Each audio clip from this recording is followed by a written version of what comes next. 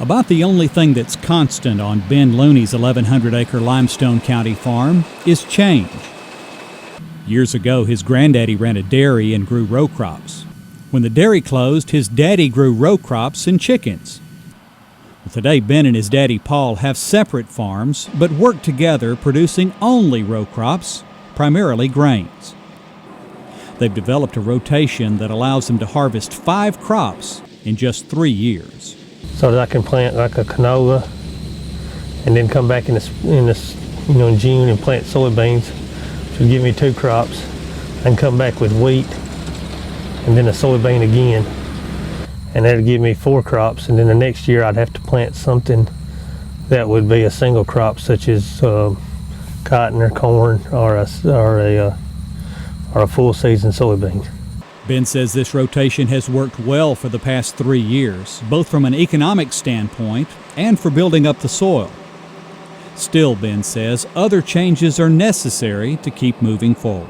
As far as on our equipment, we've been running the GPS and the mapping, and for instance, my sprayer that cuts nozzles on and off as you go across is just, still every day just blows my mind how that works. But I'm glad it does. It saves in the chemicals and on the sprayer. Ben says all of these changes have been important steps forward for Looney Farms, but it's far from what he thought the operation would look like when he started farming 15 years ago.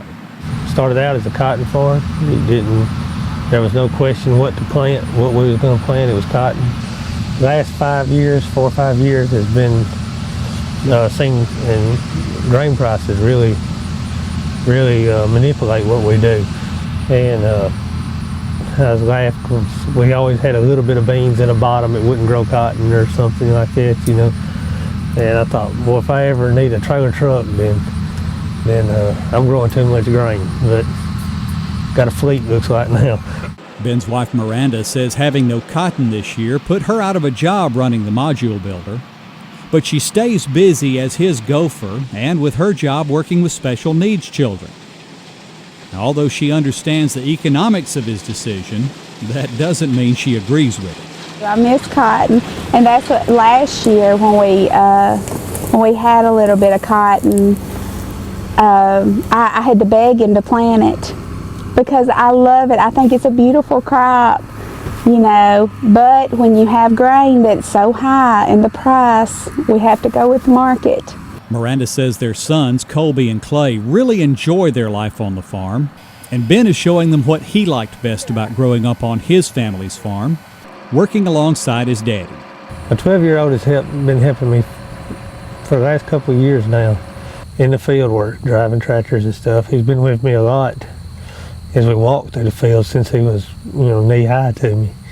And like my 7-year-old too, he's with me a lot, which is one of the things I love about farming.